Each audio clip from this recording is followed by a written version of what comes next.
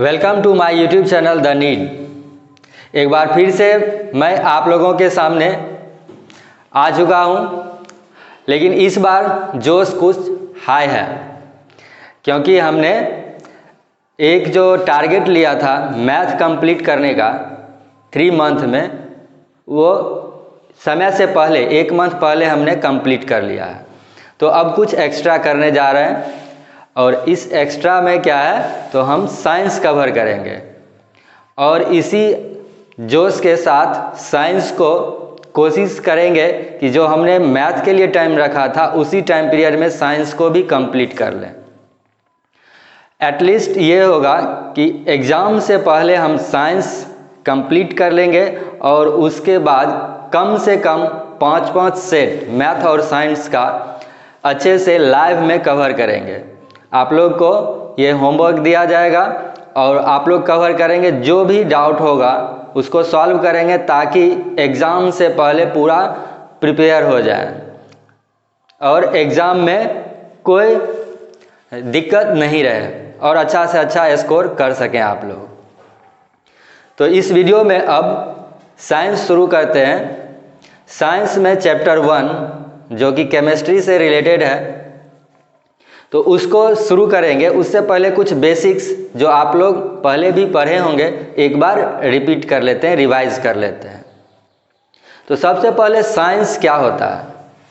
Science क्या है? किसी भी चीज़ का साइंटिफिक नॉलेज, एक सिलसिलेवार ढंग से एक लॉजिकल नॉलेज किसी भी चीज़ का, किसी भी टास्क को परफॉर्म करने का, या कोई भी नेचर में कोई भी इंसिडेंट हो रहा है तो उसको अगर हम सिस्टमेटिकली जानते हैं तो वही साइंस है। जैसे नेचर में बहुत सारे घटनाएं होते रहती है, दिन रात का होना, सनराइज सनसेट का होना, रेनिंग का होना, थंडरिंग, लाइटनिंग, ये सारी घटनाएं जो पहले मिस्ट्री था, साइंस के द्वारा इस चीज़ को हम लोग आसानी से समझ पाते हैं। तो साइंस में मेनली 2 तरह के चीज़ को हम लोग पढ़ते हैं, लिविंग थिंग्स और नॉन लिविंग थिंग्स। साइंस के अंदर 2 चीज़ें आ गई, लिविंग और नॉन लिविंग।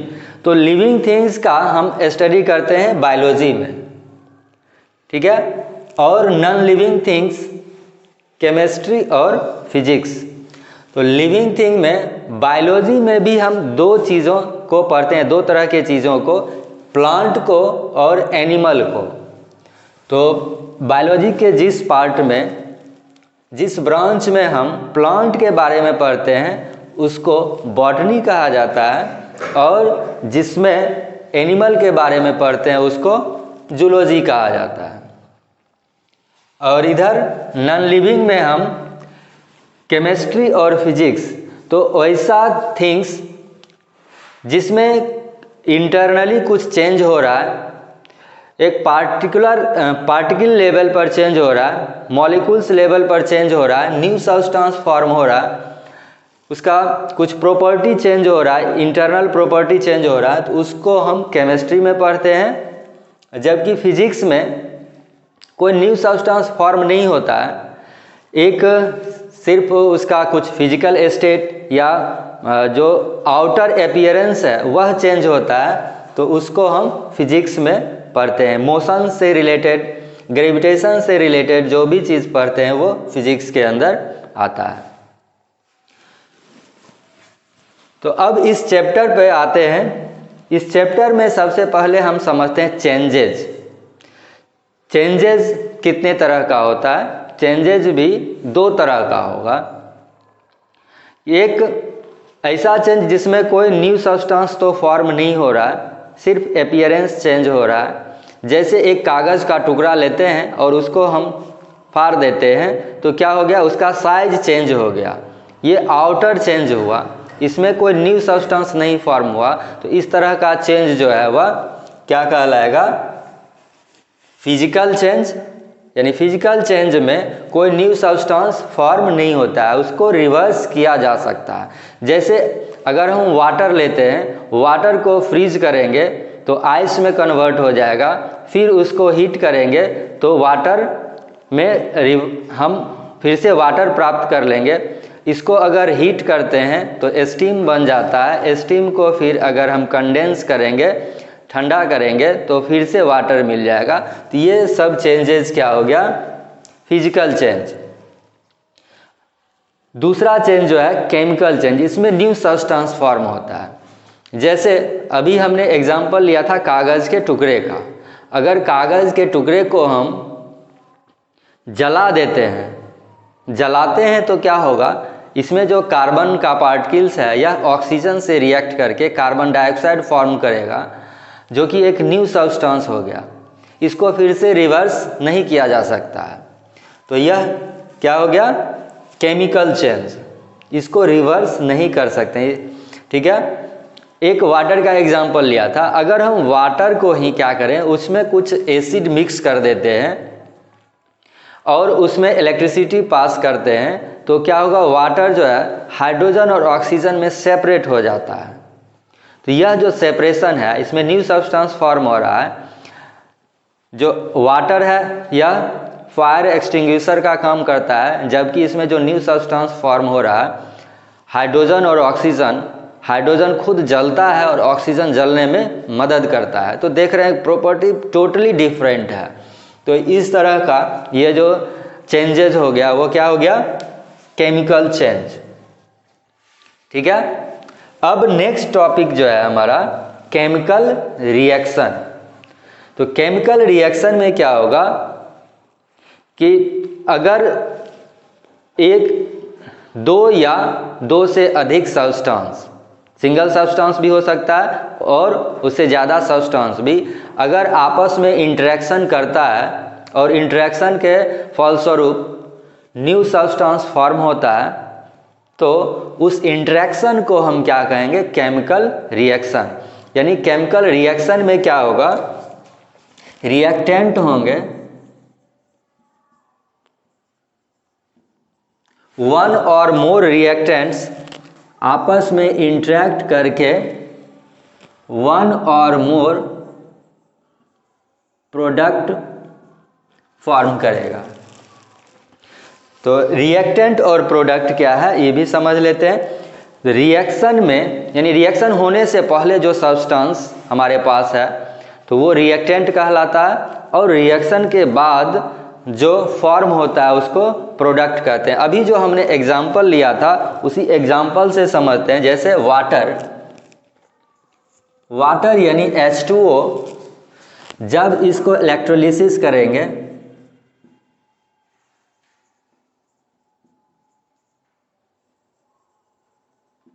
इलेक्ट्रोलिसिस करने से इसमें कुछ एसिड यानी H+ आयन डाल देते हैं, तो इससे क्या फॉर्म होता है, H2 + O2।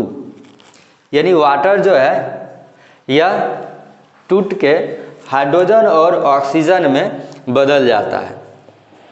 तो यहाँ वाटर से दो न्यू सब्सटेंस हाइड्रोजन और ऑक्सीजन फॉर्म हुआ। तो रिएक्टेंट इसमें हो गया हमारा H2O यानी वाटर, और प्रोडक्ट हो गया हाइड्रोजन एंड ऑक्सीजन। तो अभी हमने देखा था केमिकल रिएक्शन। केमिकल रिएक्शन में क्या होता है, रिएक्शन से पहले जो सब्सटेंस होता है वो रिएक्टेंट कहलाता है, यानी जिसका रिएक्शन होने वाला है, जो रिएक्ट करके कुछ फॉर्म करने वाला है। तो रिएक्शन से पहले जो हमारे पास सब्सटेंस होगा उसको रिएक्टेंट कहेंगे, और रिएक्शन के बाद जो हमें मिलेगा उसको प्रोडक्ट कहेंगे। पिछला जो एक एग्जाम्पल हमने लिया था उसमें वाटर का इलेक्ट्रोलिसिस किया था, जिससे हाइड्रोजन और ऑक्सीजन फॉर्म हो रहा था। उस रिएक्शन में वाटर रिएक्टेंट हो गया और हाइड्रोजन और ऑक्सीजन प्रोडक्ट हो गया। अगर इसका उल्टा करें, हम क्या करते हैं, अगर H2 और O2 को रिएक्ट कराते हैं, हाइड्रोजन और ऑक्सीजन, यानी क्या करेंगे, हाइड्रोजन को अगर हम बर्न करेंगे, हाइड्रोजन ऑक्सीजन से जब रिएक्ट करेगा तो क्या बनाएगा, H2O। यहाँ पर एक जनरल एग्जाम्पल लिया गया रिएक्टेंट में A+B, यानी कोई सब्सटेंस, जनरल टू सब्सटेंस है A और B जो आपस में रिएक्ट करके कोई प्रोडक्ट फॉर्म कर रहा है AB। यहाँ पर A और B रिएक्टेंट हो गया और AB प्रोडक्ट हो गया।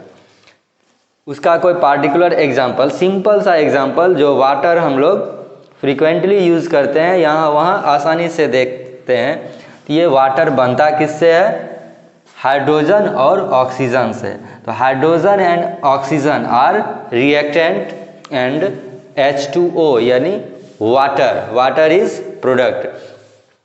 ठीक है, इस इक्वेशन में, इस रिएक्शन में हाइड्रोजन ऑक्सीजन रिएक्टेंट और वाटर प्रोडक्ट हो गया। तो जनरली हम कोई भी केमिकल रिएक्शन होगा, उस केमिकल रिएक्शन में कुछ चीज़ें ऑब्जर्व करते हैं। ज़रूरी नहीं है कि ये सारी चीज़ें हर एक केमिकल रिएक्शन में हो, लेकिन किसी न किसी रिएक्शन में ये अलग अलग रिएक्शन में अलग अलग ऑब्जर्वेशन होगा, अलग अलग चीज़ें हम ऑब्जर्व करते हैं। तो ये मुख्य रूप से क्या क्या हम ऑब्जर्व करेंगे?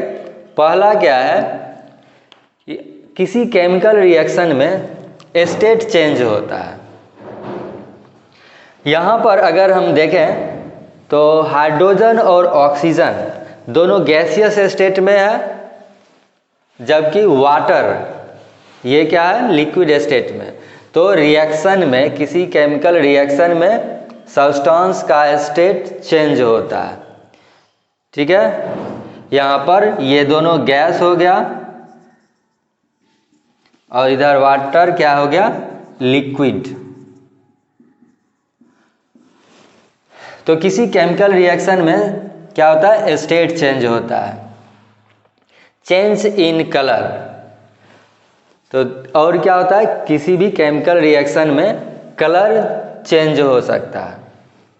ठीक है, जो केमिकल रिएक्शन हम कराएंगे तो उसमें कलर चेंज होगा। ठीक है, इवोल्यूशन ऑफ गैस, किसी केमिकल रिएक्शन में गैस इवॉल्व हो सकता है या इवॉल्व होता है। जैसे इसी रिएक्शन को उल्टा करके अगर हम वाटर का इलेक्ट्रोलिसिस करते हैं तो इसमें क्या होगा? गैस इवॉल्व होगा, यानी हाइड्रोजन और ऑक्सीजन गैस इवॉल्व होगा। गैस इवोल्यूशन का एक और हम एग्जांपल दे सकते हैं, जैसे किसी भी सब्सटेंस को बर्न करते हैं, कार्बन को अगर हम बर्न करेंगे तो कार्बन और ऑक्सीजन मिलके क्या बनाएगा? Carbon dioxide. तो यहाँ भी क्या हो रहा है? गैस का फॉर्मेशन हो रहा है। Change in temperature.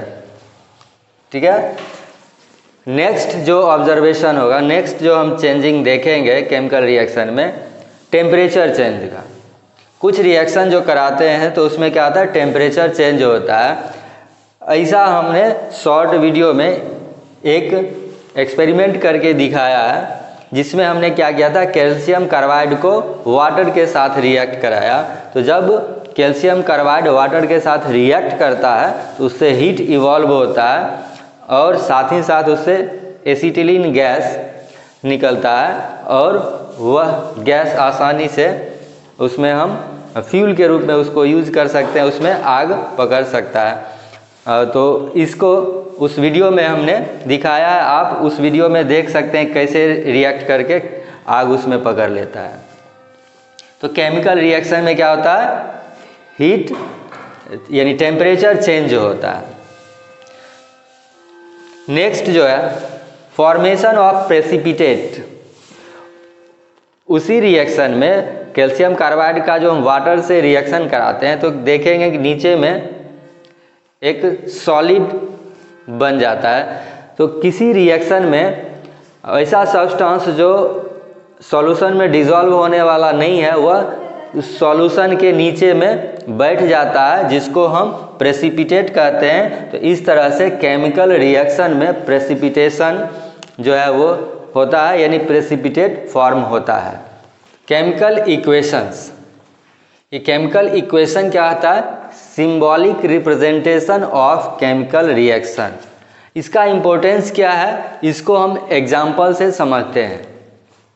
एक एग्जाम्पल हमने लिया है, when zinc react with sulphuric acid it forms zinc sulphate and hydrogen gas is evolved. जब हम जिंक को सल्फ्यूरिक एसिड से रिएक्शन कराते हैं तो जिंक सल्फेट फॉर्म होता है। जब जिंक को सल्फ्यूरिक एसिड से रिएक्शन कराते हैं तो क्या होता है, जिंक सल्फेट फॉर्म होता है और साथ ही साथ हाइड्रोजन गैस इवॉल्व होता है। ये पूरा सेंटेंस पढ़ना होगा तब कुछ समझ में आएगा। तो इसको थोड़ा इजी बनाने के लिए हम क्या करते हैं, इसको वर्ड से रिप्रेजेंट कर देते हैं। यहाँ जो जिंक था इसमें से हमने सिर्फ जिंक ले लिया, zinc plus sulphuric acid, it gives zinc sulphate and hydrogen gas is evolve, यानी हाइड्रोजन। तो इस तरह से जो मेन वर्ड्स था, जो मेन सब्सटेंस रिएक्शन में पार्टिसिपेट कर रहा था उसको ही वर्ड के फॉर्म में हमने यहाँ लिख दिया, पूरा सेंटेंस को नहीं लिखा। तो इससे भी हम ये समझ सकते हैं कि रिएक्शन किसके साथ हो रहा है और क्या फॉर्म हो रहा है, यानी रिएक्टेंट और प्रोडक्ट इससे आसानी से हमें समझ में आ सकता है इसके तुलना में।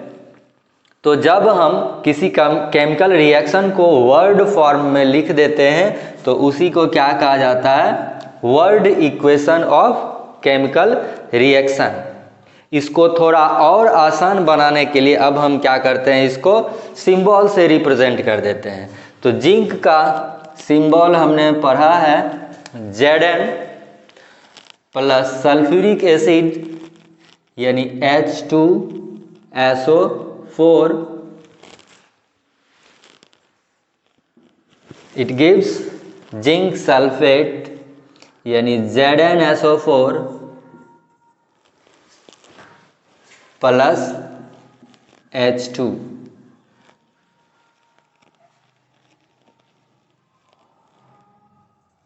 H2 यानी हाइड्रोजन गैस इवॉल्व हो रहा है। ठीक है, तो किसी केमिकल रिएक्शन को सिंबॉलिकली रिप्रेजेंट करना क्या कहलाता है, केमिकल इक्वेशन।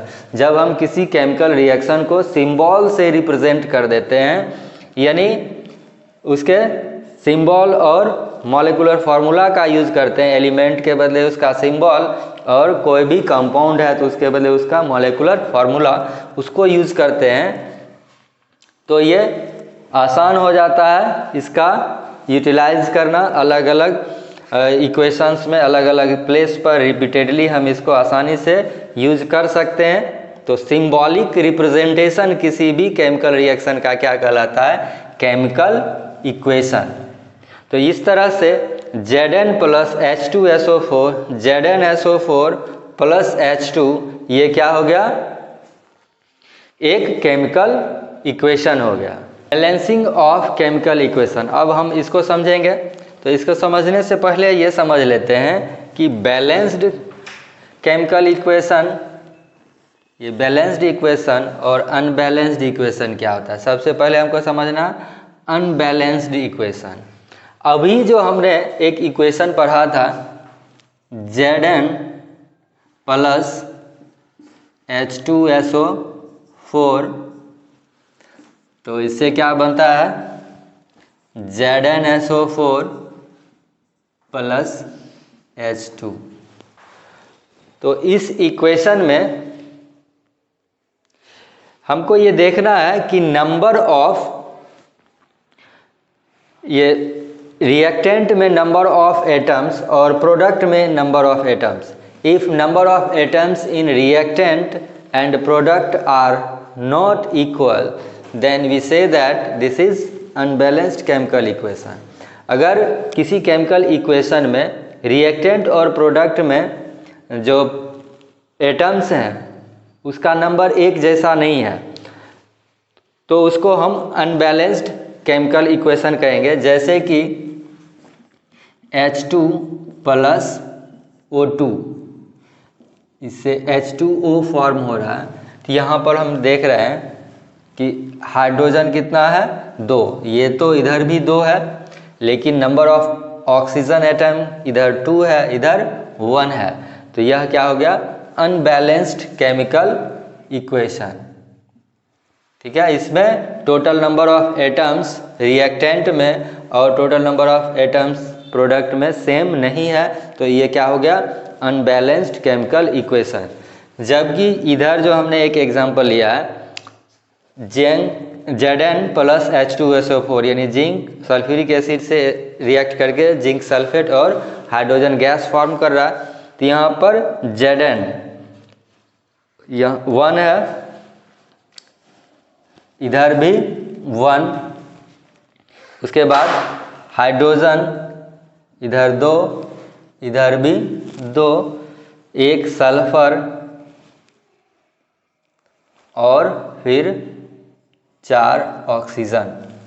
तो इसमें रिएक्टेंट और प्रोडक्ट में, रिएक्टेंट और प्रोडक्ट दोनों में नंबर ऑफ एटम्स सेम है, यानी ये क्या हो गया, बैलेंस्ड केमिकल इक्वेशन। यानी कुछ इक्वेशंस बैलेंस्ड होंगे तो कुछ अनबैलेंस्ड होंगे। तो अनबैलेंस्ड केमिकल इक्वेशन को हमें बैलेंस करना होता है। तो इससे क्या होता है, सही इन्फॉर्मेशन मिलता है। और जो हम कंजर्वेशन का लॉ पढ़े हैं क्लास 9 में कि टोटल जो मास होता है रिएक्टेंट का और प्रोडक्ट का वो कंजर्व होता है, तो वो बैलेंस्ड की केमिकल इक्वेशन में आसानी से हम उसको वेरीफाई कर पाते हैं। तो इसलिए केमिकल इक्वेशन का बैलेंसिंग ज़रूरी होता है। तो बैलेंसिंग करने के लिए हम क्या करते हैं, अभी हम लोग हीट एंड ट्रायल मेथड ही अपनाते हैं। अगर यहाँ पर जो हमने एग्जांपल लिया है इसी को बैलेंस करके देखते हैं। यहाँ पर देख रहे हैं हाइड्रोजन तो बैलेंस है, लेकिन ऑक्सीजन बैलेंस नहीं है। तो इसके लिए हम सेकेंड स्टेप में क्या करते हैं, H2। सबसे पहले ये ध्यान रखना है कि जो मेन फॉर्मूला है उसको चेंज नहीं करना है, उसमें कोई परिवर्तन नहीं करेंगे। ठीक है, उसके पहले हम कोई भी नंबर से मल्टीप्लाई करके उसको बैलेंस कर सकते हैं, लेकिन इसके बीच में कहीं चेंजिंग नहीं करेंगे। तो फर्स्ट स्टेप में ऑक्सीजन को बैलेंस करते हैं। तो इसके लिए हम इधर क्या लगाते हैं, 2H2O। इधर 2 लगाने से पहले यहाँ पर 2 हाइड्रोजन 1 ऑक्सीजन था, अब जब इसमें 2 लगा दिए तो 2 × 2 4 हाइड्रोजन और 2 ऑक्सीजन हो गया, जो कि यहाँ पर बैलेंस हो गया। ठीक है, इधर भी 2 ऑक्सीजन और इधर भी 2 ऑक्सीजन। तो फर्स्ट ये था, सेकेंड में हमने ऐसा लिखा। यहाँ पर अब देख रहे हैं, अब हाइड्रोजन अनबैलेंस हो गया। फर्स्ट स्टेप में हाइड्रोजन तो बैलेंस था, लेकिन यहाँ पर फिर से अनबैलेंस हो गया। तो अब नेक्स्ट स्टेप में फिर क्या करेंगे, इसमें हाइड्रोजन यहाँ 2 है, इधर 4 है, तो इसमें भी इधर से 2 लगा देंगे, यानी ये भी 4 हो जाएगा। 2H2 प्लस O2, यही क्या हो जाएगा, 2H2O। ठीक है, इस केस में अब हम देख रहे हैं कि ये जो इक्वेशन है, इधर 4 हाइड्रोजन 2 ऑक्सीजन रिएक्टेंट में और प्रोडक्ट में भी 2 × 2 4 हाइड्रोजन एंड 2 ऑक्सीजन हो गया। तो यह केमिकल इक्वेशन भी बैलेंस हो गया। तो अनबैलेंस्ड केमिकल इक्वेशन को हम बैलेंस कर सकते हैं। इसको और इन्फॉर्मेटिव बनाने के लिए हम इसका फिजिकल स्टेट भी दे सकते हैं। तो फिजिकल स्टेट इसमें क्या हो जाएगा, यहाँ पर हाइड्रोजन क्या है, गैस, ऑक्सीजन भी क्या है, गैस, और वाटर जो फॉर्म होता है ये क्या हो जाएगा, लिक्विड स्टेट। तो इस तरह से इसको मेंशन करने से अनबैलेंस्ड इक्वेशन में ये सब इंफॉर्मेशन नहीं होता है, लेकिन बैलेंस्ड करने के बाद ये इंफॉर्मेटिव ज़्यादा हो जाता है। तो इस तरह से हम केमिकल इक्वेशन को बैलेंस कर सकते हैं। अभी जो हमने पढ़ा है उसमें कुछ इम्पोर्टेंट पॉइंट्स जो है उसको हम नोट के रूप में लिख लेते हैं कि पहला क्या है, जो हमने केमिकल इक्वेशन पढ़ा है, केमिकल इक्वेशन में जो रिएक्टेंट होता है, ये रिएक्टेंट जो है, reactant always left hand side में लिखा जाता है, और एक से ज़्यादा अगर रिएक्टेंट होगा तो उसके साथ हम प्लस साइन का यूज़ करते हैं। ठीक है, reactant are written on left side with positive sign, plus sign. And second part इसका क्या है, प्रोडक्ट जो है यह ऑलवेज राइट हैंड साइड में पॉजिटिव साइन के साथ लिखा जाता है। तो जो हमने अभी तक इक्वेशन पढ़ा है, तो इक्वेशन में हमेशा रिएक्टेंट को लेफ्ट हैंड साइड में और प्रोडक्ट को राइट हैंड साइड में, और एक से ज़्यादा रिएक्टेंट रहेगा तो उसको प्लस साइन के साथ लिखेंगे, और प्रोडक्ट में भी अगर एक से ज़्यादा प्रोडक्ट फॉर्म होगा तो उसको प्लस साइन के साथ लिखेंगे। उसके बाद इसमें हमने जब बैलेंसिंग कर रहा था तो बैलेंसिंग के समय में conservation of mass word use किया था। तो कंजर्वेशन ऑफ मास क्या होता है, law of conservation of mass, according to law of conservation of mass, mass can neither be created nor destroyed. इसका मतलब क्या हो गया कि हम मास ना तो क्रिएट कर सकते हैं ना ही डिस्ट्रॉय कर सकते हैं, हम सिर्फ उसका फॉर्म चेंज करते हैं। जैसे हमने जो एग्जांपल लिया था हाइड्रोजन और ऑक्सीजन, हाइड्रोजन और ऑक्सीजन आपस में रिएक्ट करके वाटर फॉर्म करता है, तो इसमें अलग से कुछ जनरेट नहीं हो रहा, वाटर में भी क्या है, हाइड्रोजन और ऑक्सीजन। तो इसका मतलब कुछ न्यू जो अदर हाइड्रोजन ऑक्सीजन के अलावा कोई अदर एटम फॉर्म नहीं हो रहा है। उसी तरह से कार्बन और ऑक्सीजन जब रिएक्ट करता है तो कार्बन डाइऑक्साइड फॉर्म होता है, तो इसमें कार्बन डाइऑक्साइड में भी कार्बन और ऑक्सीजन का ही एटम है, और टोटल मास जो होगा ऑलवेज रिएक्टेंट और प्रोडक्ट का टोटल मास सेम होगा। ठीक है, तो लॉ ऑफ कंजर्वेशन ऑफ मास के आधार पर मास can neither created nor destroyed, इसका मीनिंग क्या हो गया कि रिएक्टेंट का टोटल मास प्रोडक्ट के टोटल मास के इक्वल होगा। तो अब हम कुछ क्वेश्चंस करते हैं, समझते हैं, और आप लोग को बाकी क्वेश्चंस करके आना है। तो इसमें पहला क्वेश्चन जो है अभी तक हमने जितना पढ़ा, इसमें पहला क्वेश्चन क्या है, why should A magnesium ribbon be cleaned before burning in air. Magnesium ribbon को बर्न करने से पहले क्यों क्लीन करते हैं। तो मैग्नीशियम जो है, फर्स्ट क्वेश्चन में हम समझते हैं इक्वेशन से, मैग्नीशियम जब ऑक्सीजन से रिएक्ट करता है तो मैग्नीशियम ऑक्साइड फॉर्म करता है। ठीक है, इसको अगर हम बैलेंस करें तो इधर 2 लगा देते हैं, 2 लगा देते हैं। तो जब मैग्नीशियम ऑक्सीजन से रिएक्ट करता है तो मैग्नीशियम ऑक्साइड फॉर्म करता है, और यही ऑक्साइड मैग्नीशियम रिबन के ऊपर में एक लेयर बना लेता है, जिसके कारण जो हम एक्सपेरिमेंट करना चाह रहे हैं वो अब नहीं हो पाता। यानी ये हम जो मैग्नीशियम रिबन को बर्न करना चाहते हैं वो बर्न इजीली नहीं होगा, क्योंकि ऑक्साइड का ऊपर लेयर चढ़ गया होता है। तो उस लेयर को हटाने के लिए हम उसको क्लीन करते हैं। जब क्लीन कर लेंगे तो ये मैग्नीशियम ऑक्साइड जो है यह रिमूव हो जाएगा, तब प्योर मैग्नीशियम का जो रिबन है ये एक्सपोज होगा, और उसको हम फिर बर्न कर सकते हैं, यानी अपना एक्सपेरिमेंट परफॉर्म कर सकते हैं। तो फर्स्ट क्वेश्चन का आंसर क्या हो गया, ये मैग्नीशियम ऑक्साइड का लेयर हटाने के लिए हम उसको क्लीन करते हैं। उसके बाद जो कुछ क्वेश्चंस है ये आप लोग सॉल्व कीजिए, दूसरा और तीसरा क्वेश्चन, और इसको सॉल्व करने में प्रॉब्लम होता है तो उसको बताइए, और सॉल्व करके भी आप इसको कमेंट में लिख सकते हैं। उसके बाद हम आपसे टेलीग्राम और इंस्टाग्राम इस सब भी सोशल मीडिया ऐप के थ्रू भी मिल सकते हैं। तो मिलते हैं नेक्स्ट वीडियो में, जिसमें हम आगे इसको कंटिन्यू करेंगे फर्स्ट चैप्टर को। तब तक के लिए थैंक यू। जय हिंद, जय भारत।